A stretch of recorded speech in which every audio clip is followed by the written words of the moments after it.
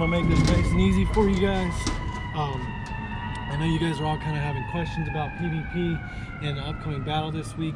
I have looked into the research. I have dived into it way too deep probably, and it looks like you're basically only going to be able to use about 82 Pokemon. I would say there's 123 that have the rock, ground, steel, or fighting type, but with some of them only maxing out at like 400 or 500, I went ahead and eliminated those guys, since obviously you want to have as close to 1500 as possible to make yourself as successful as possible. The one thing I kind of wanted to shout out, some of you guys are having trouble with the remembering the type effectiveness and what Pokemon to use. I'm going to try and put a chart up here so you guys can see what I mean by type effectiveness. But it's kind of easy if you start to do a couple other battles, and it's not smart to wait until the last second to try and figure out, okay, so if he uses a Rhyperior, what do I use to attack against that, or what's strong against that and what is weak against that, so I don't use the other Pokemon. So I'm out in my Millbrook Exchange Park. I come out here usually each lunch, walk at least for 30 minutes, trying to get my exercise in for the day. You can see right now there are 3 red gyms here, and that's what I like to call straight up practice. None of them are maxed out. They all have different types of Pokemon in it, not the exact same, everyone.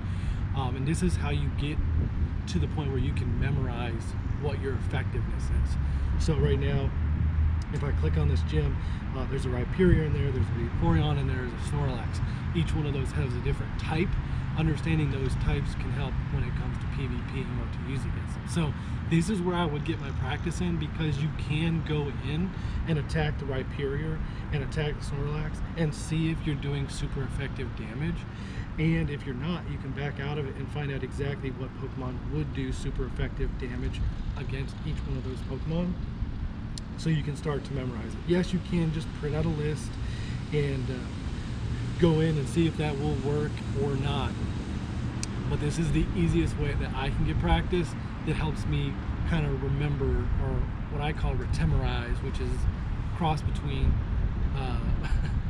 that and memorizing something. So go ahead and find out, okay, look at that, Kyogre is super effective against it. Water obviously is going to be great against ground. It's pretty common sense if you know type effectiveness. If you don't, obviously watching double effectiveness, you can see that come down real quickly. Obviously water against Vaporeon, not going to be the most effective, so that's why I brought an electric type. And so therefore I'm going to throw Zapdos in there just to show off. He will do super effective damage, and you can kind of test out what Pokemon do what against different types of defenders. Now obviously this weekend we have a tournament on very specific type Pokemon, and I'm going to do a lot more research and get into it. It looks like I have a top 20. Obviously you want to try and find out which Pokemon you have with 15 attack that's involved in the Boulder Cup, so that you can obviously use them. But I hope you guys have learned something a little bit when it comes to practice. Like I said, sometimes you just got to go out there, find a gym, see, okay, does electric do anything against metal? It's not saying super effective down at the bottom, so obviously I'm going to do a lot of damage as a Zapdos in general versus a Meltan, but there's a nice big Snorlax in here that's a normal type. Try and figure out, does electric have super effective against normal type? It's not something you would normally know, so I'm going to put in one that has a dragon and dark and all of the other attack forms, so I can find out, hey, what has super effectiveness against normal type. And as you probably know, there are certain Pokemon that have more effectiveness against other ones, and some of them are super effective. For instance, he just destroyed that Gengar because he's super effective against it. And then you can just start to learn and memorize and remember every single one of those different effectivenesses while you're doing battles. Hope that helps. Like I said, I'm going to try and put a chart up so you guys can see exactly what Pokemon get what super effective damage. Other than that, we did hatch some eggs just recently, and I did get a couple new research. I am going to try and hatch some 10Ks. I did get a new research, which is evolve a Pokemon. And so I'm going to go and see if we have a recent one that I don't have a problem with evolving. Caterpie, I have a ton of candies for it. It only costs 12. We're going to go ahead and knock that out.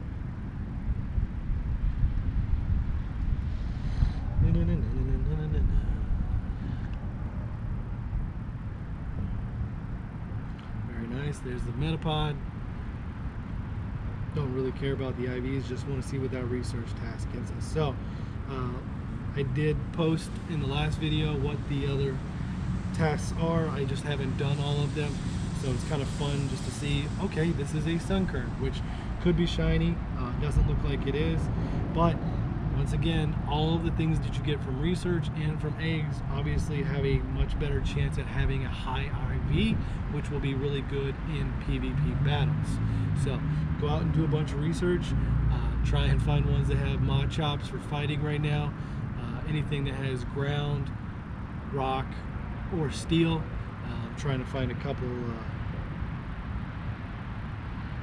Steelix or Onyx and see what they are. I've done some ranking for that. The other thing I'm going to try and do is find a Mudkip nest, because apparently Swampert and Marshtomp are extremely good in the Great League. With this upcoming tournament, they're going to be very, very effective. So, hope that helps. It's Monday. Hope you guys are having a great day. Welcome back to the week.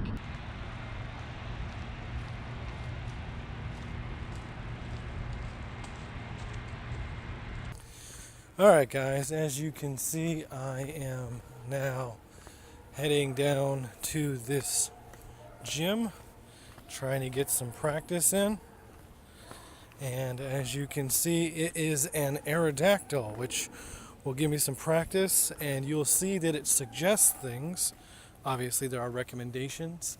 I know some type effectiveness, but basically just getting this understanding and helping you with these raids is something I want to show off. Obviously this Aerodactyl is already very low, but as you can see, yes, Steel type does do super effective against the Aerodactyl. I'm going to knock him down once, probably twice, take over this gym.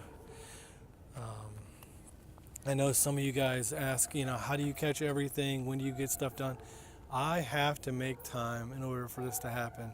So yes, I get an hour lunch break and I come to this park and I take about 30 minutes to walk around, check everything out, maybe beat the gyms depending on what they look like for that day. Obviously if they're full and there's going to take 25 minutes to knock one down, I'm not going to get that done. But as you can see, we will go ahead and throw a Blissey in this guy.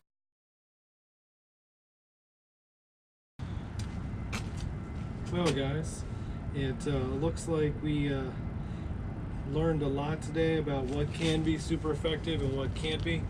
I am currently taking down this final gym. I just finished my walk. Like I said, I walk for about 30 minutes. I go out and try and knock out as many of these gyms at this park as possible. Try and catch about 30 Pokemon.